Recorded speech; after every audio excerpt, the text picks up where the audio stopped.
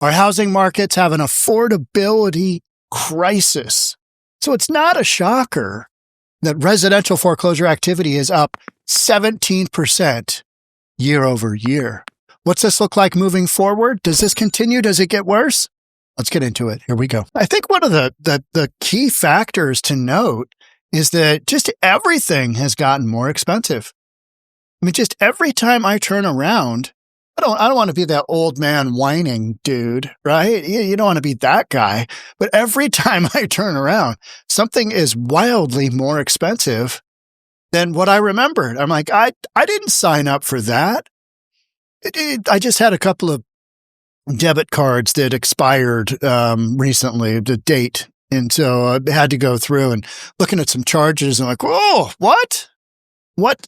We're paying what for what? It's insanity, especially here in Seattle. Seattle is so expensive. Just everything, gasoline, everything, housing, you name it. It is wildly expensive. The only thing that's probably cheaper is like king salmon from Alaska, right? Because the boats just come on down.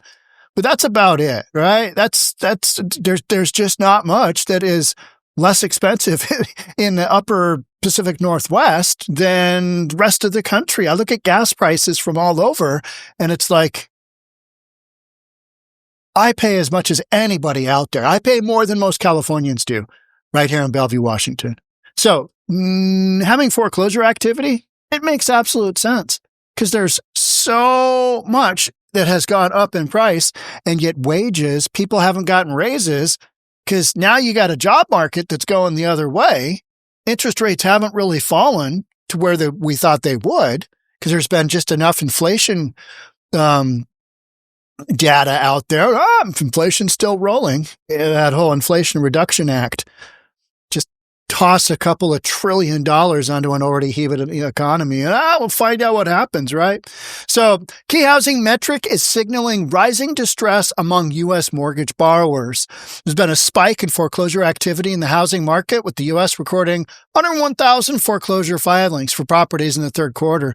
That reflects a slight increase from the last quarter, but a 17% bump from the third quarter last year. Foreclosures have been rising steadily over the past several quarters. The latest quarter marked the first this year in which home loan failures have been up significantly on a year-over-year basis. So what's going on?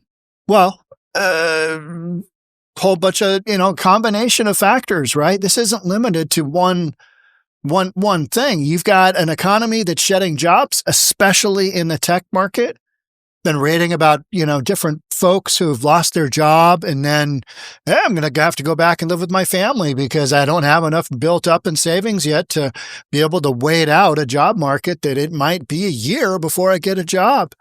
On top of that, people are getting fired, and your ability to, do anything with your mortgage, refinance your mortgage, at a much higher rate.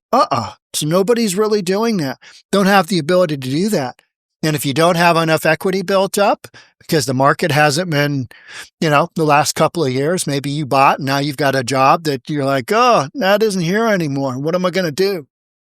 That's where you get into these situations where it's normal foreclosures that I think we're seeing, but because of what we experienced during the pandemic, which was just, let's freeze everything so, people don't lose their homes left and right, even though we're closing down the economy. I mean, who came up with that brilliant plan, right? Let's just see what happens. We'll just, make everybody get the jab. That was crazy. In 2025, we've seen a consistent pattern of foreclosure activity trending higher. Doesn't surprise me at all. Everything's more expensive. People are freaked out about being able to pay bills. And when I say people, I mean people of all walks of life. Because, even if you have a couple of kids, they're in college and you're making good money, things have gotten really, really expensive in a short period of time. And income hasn't raised along with that. And for so many people on fixed income, this is what I consistently hear. This is what I consistently read is, I'm living in a good neighborhood. I'm going to have to move out because I can't afford the taxes anymore. The taxes are killing people, right? I mean, you look at some areas of the country, Chicago, for instance, you got some of the highest taxes relative to your assessed values that are out there. You look at the taxes, you're like, holy smokes, that is significant. That's crazy. And those are folks that can't afford these big jumps in, not only taxes, but their mortgage payments as well. You've got people out there with arms that have adjusted upward. Took out a 3-year arm in 2022. Here you are, 2025, something like that. And all of a sudden, your rate has gone from XYZ teaser low rate to boom. Here you are. Welcome to the club. Welcome to the massive mortgage. So 2025 seen consistent pattern of foreclosure, while these figures remain within a historically reasonable range. And that's what I was kind of paying attention to. All right, they're not wildly out of character. The persistence of this trend could be an early indicator of emerging borrower strain in some areas. And that's what we've got. We've got borrower strain. We've got folks who just simply can't afford their day-to-day bills. And it's happening across all segments of society. Meanwhile, big blue liberal cities and states and counties, they're still spending billions of dollars taking care of the criminal illegals that have come into our country. Here you go. Here's a whole bunch of money. Here you go. I mean, I was reading that it was a law enforcement article, and the state of Oregon is going to spend way more on healthcare for illegals than they are their police budget, state police budget. And you're like, okay, well, what's the ratio on that? What's normal on that? And what comes to my mind is you should be kicking all that money to folks that are already citizens here, that are wage earners, that are contributing to society. They should get that healthcare coverage first. And then after that, Oregon police should be fully funded, whatever that means. But you should never have a situation where you're spending more money on illegals than you are on your own police force. That doesn't make any sense at all. So that was the kind of story there. So you've got financial decisions being made across the United States that are exacerbating a lot of people's concerns, because they're like, this isn't what I wanted. Oh, but it is, because who'd you vote for? Well, I voted blue across the board. How's that working out for you? How's taxation here in Washington State going? $12 billion in taxes, $9.2 billion in new taxes, and we need more taxes. They're proposing a safety tax. It's just 0.1%, 0.1% of 1%, and it's going to all go to safety. And you're like, yeah, but we already spend hundreds of millions on all that stuff. You're telling me we need more? Always need more. Always need more taxes, right? According to an AP NORC survey conducted in July, nearly 3/4 of adults said they were experiencing stress from the cost of housing. I can't imagine, the stress I said new adults. Hey, you're new and you're an adult. For young adults, for the millennial generation trying to get a foothold in today's market. In some of these big cities, you've got median housing price between $750 and $1 million. And even 10% down, $75,000, $100,000, 20%, $150,000, $200,000. And then you're saddled with this massive mortgage at 6.5%. 6.5%, which is still historically a very low rate. When I started out in the appraisal industry, we had interest rates in the mid-teens, 14, 15, 16%. And then they steadily came on down. We had refinance boom after refinance boom. Hey, they're in the 12s. Let's all come back through and refinance. We'd go out and do the same appraisal on a home every couple of years as rates came down, right? Actually got to know people. Hey, remember me? Yeah. 30-year fixed mortgage rates remained above 6%, ticking up to 6.34% in the last week, according to Freddie Mac. Median sale price of a U.S. home also remained near a record high at $410,000 in the second quarter. I mean, that's median for the United States. So let's run the numbers on that, right? Let's run the numbers on that. 40 grand, 41 grand, 10% down, 82 grand, down payment. And when you've only been working for a handful of years maybe after high school, you're 24, 25, 26, you don't have the ability to save that massive chunk of change in order to get into that house. And you could go 3.5% down FHA. Sure, you could do that, but then you're saddled with this even larger mortgage because you borrowed most of it and you've got private mortgage insurance on top of that. So yeah, the stress from the cost of housing, but it's not just the cost of housing, it's everything else. Cost of gas. How about we talk about home insurance? What about home insurance? Every market I look around at, they're like, yeah, we need some more insurers in here. And there was a big announcement in California. Hey, we've got 5 insurers that aren't leaving the market. Well, they never said they were going to leave, and it's a big celebration when they don't actually commit to leaving your marketplace. They're going to stay put, and they're actually going to insure in California, which has been crazy in and of itself.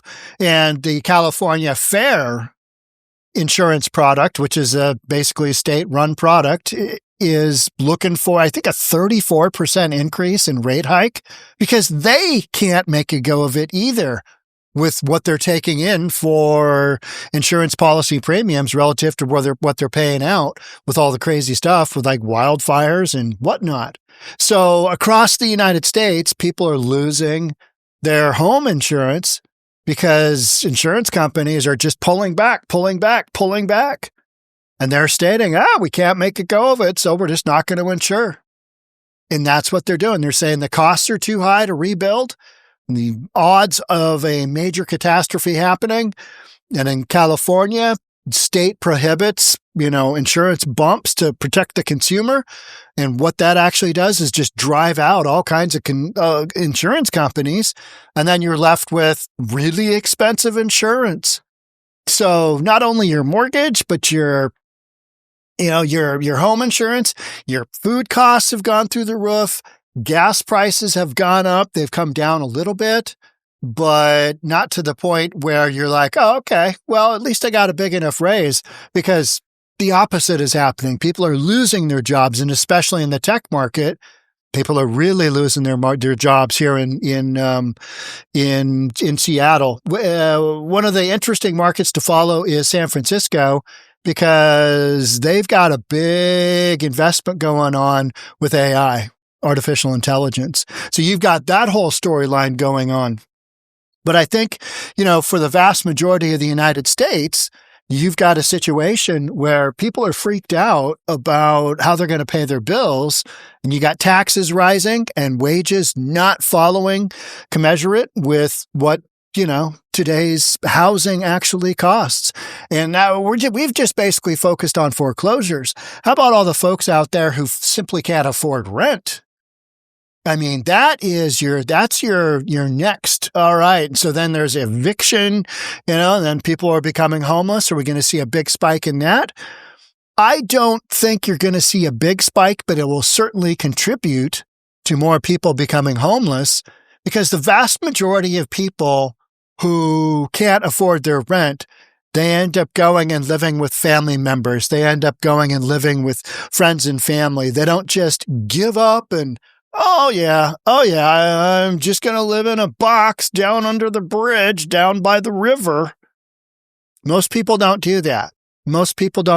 And a lot of what you're seeing in the big blue liberal cities where that is happening, those are people making choices after losing their job, after losing their housing, because of an addiction issue, because of a mental health issue, because of maybe a combination of the two.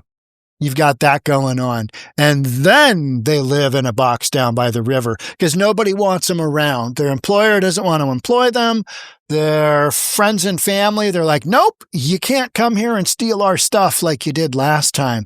So they end up in homeless encampments. And so there's this notion that if people can't afford rent, they automatically, boom, become homeless. And that's not true either. vast majority go, they figure something out. They figure out something that's awkward. Hey, I sleep on your couch for the next 6 months, got to work out a job, figure out how to get back on my feet. So a lot of that going on right now in real time. And we're seeing it through multiple markets. And it's not that hard to figure out because costs have gone up, expenses have gone up, inflation has been raging, housing prices have gone up, rent has gone up, energy costs, gasoline, all that. And people aren't making enough to cover all those costs. And people are rightfully, how's this going to go? How's this going to go moving forward? My generation, how's my generation? You know, they're scrapping to kind of hold things together and think about, well, what's retirement look for me? Good Lord, at the rate things are going up in price, it's not going to be good. Where am I going to live? You know, what what absolute remote cheap place am I going to go live in the salt flats somewhere, right? Am I going to go live in Slab City off grid where they bring in whatever water once a week? Is that what my destiny is going to be? No air conditioning, but you know, dust bowls forever. No, it's not that bad, but it does make you think, all right, you got a 17% pop in foreclosures. Seems about right. That seems about right, considering everything else that's going on. I'm actually kind of surprised it's not higher than that. So, yeah, there's that. There's that little bit of news. But, you know, these things always go in cycles. We had some good years. Some would say they haven't had their good years. All right. Yeah, that sucks. But they tend to, you know, move in these different directions, up and down, right? But what I am seeing is housing prices have just to the moon. Last time we had that big correction was during the Great Recession from 2008 to 2012, 2013, 2014, wherever you want to see the market is kind of turning there. And then prices kind of just, just literally rocketed over those next few years. And 2016, 2017, 2018 did really well. And then, you know, the pandemic, it was, you know, all bets were off because rates dropped so low. And now we're experiencing some of that after impact, which is all restrictions on foreclosure have been taken off. All of the money floating through the system that kind of kept things afloat for all that time. And you're still reading about that kind of prop up by the government. Well, all of our governmental money is all spent. So here we are. And here is the housing market. Restrictions have been taken off. This is what we get. And so I think this is not to be unexpected. Not to be unexpected, but still sucks if you're in the midst of it. All right. That's it for me on this one. Thanks so much for being here. Love to have you subscribe. Hit that notification bell. Share with friends and family. That's a great way to get the content out. Beats the algorithm. Thanks in advance. Catch up on the next one. Bye for now.